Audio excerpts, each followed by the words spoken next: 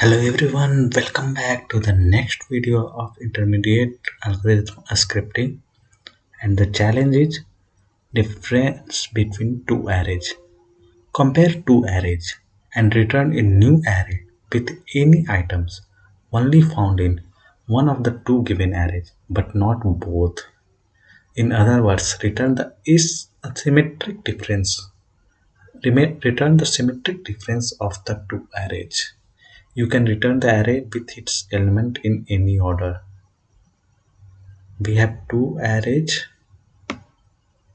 and we have to create an array which is not within number or element, in this case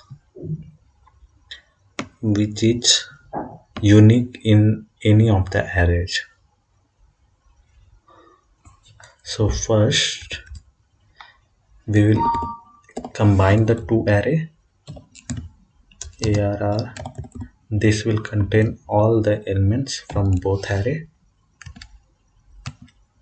Afterward we will filter array, new arr dot filter, and where we will pass element index arr for array, and if element dot index of element of not element of dot arr dot equal to arr dot last index of element, then it will be saved in filtered array. Let's return filter arr. Okay, it should work.